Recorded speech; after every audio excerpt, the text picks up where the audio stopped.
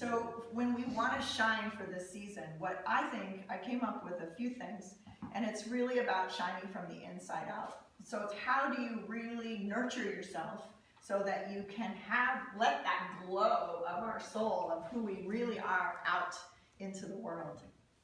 So one thing I think is super important is to do something you absolutely love every day.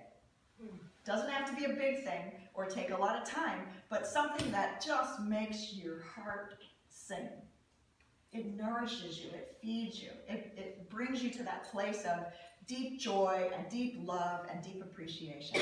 And that radiates out into the world.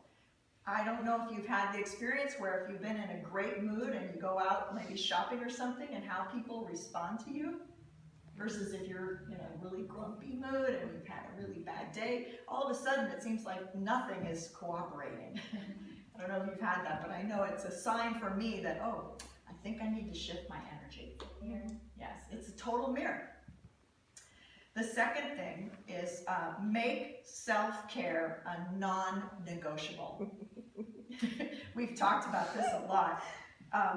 It's non-negotiable, and I think as women, I think we struggle with this more because we have this sense that we have to give ourselves and take care and provide. And yes, that's part of our role, but not at the expense of our own health and happiness. When our cup is empty, what is there to give?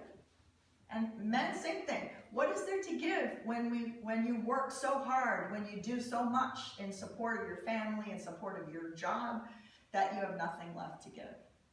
So that's super important, and I think even more important this time of the year when our energy is asking us to go inward.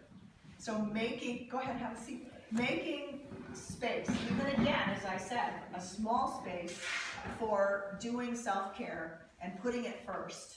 Like I now, because I'm fortunate I have my own business, I put my self-care, my morning is my self-care. Like that rarely now do I ever work in the mornings because I've learned that when I nurture myself in the ways that work for me, when I show up for my clients, I'm really there for them.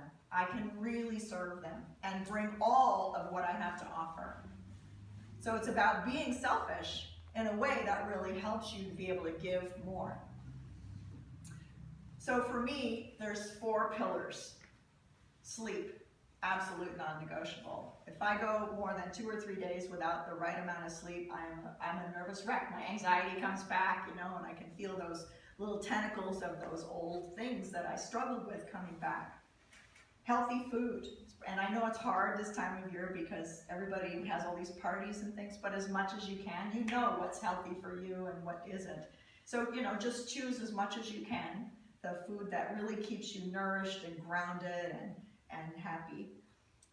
Exercise, I think getting out, even if it's going for a walk outside, there's so many studies that show the value at so many levels of us just communing with nature in any way possible. Just walking in the park, taking a walk in the woods, just going out and looking at the stars at night can do so much to help you. Looking at the sunrise, even a small thing can really bring deep nurturing.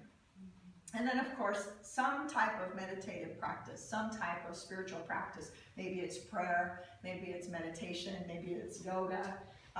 There's many different kinds of spiritual practices. I have a variety of them that I use because I love to trail run. And when I'm out there running trails, I feel so connected with all that is, and it allows me to have that peace and silence and presence. So whatever works for you.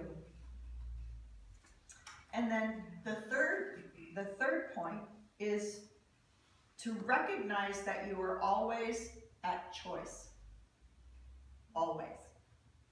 Now, I thought about this morning when I was putting this together, and I thought, well, sometimes people feel like they have no choice, that they have to go to this job. They have to, even in a difficult, very even dangerous situation, you always have choice. It's a matter of what consequences are you willing to accept.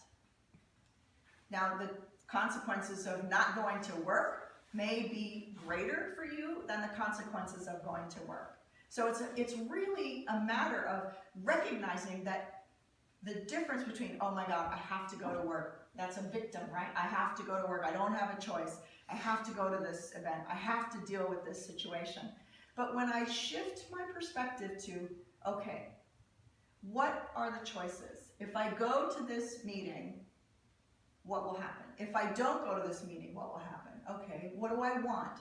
I would rather have the consequences of this than the consequences of that. And it's empowering. It means that then we are in charge of our own life. We're not just letting life take us.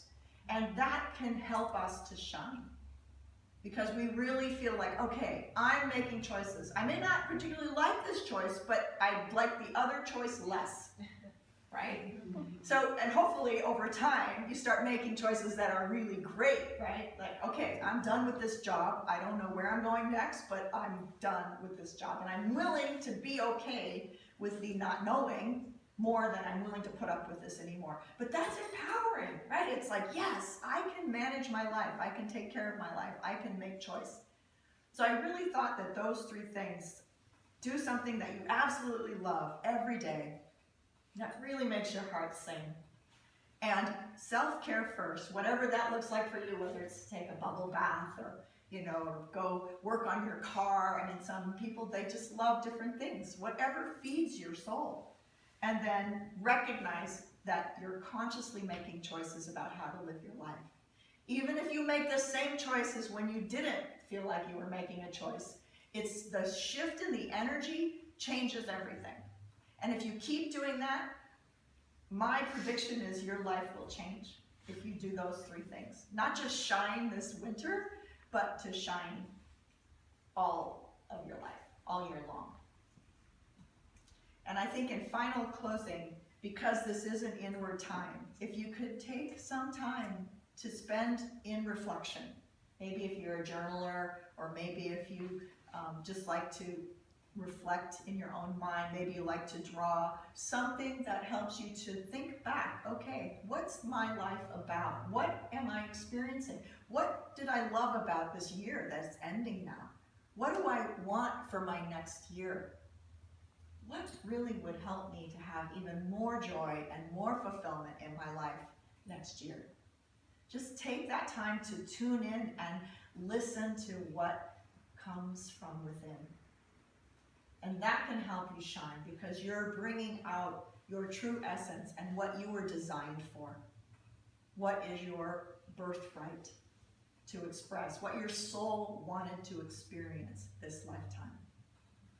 And that will help you as the year of 2017 descends upon us in less time than we realize. So I hope that those tips have some value to you. I hope that you have an incredible holiday season and that your 2017 is the best year yet for you. Thank you so much for coming and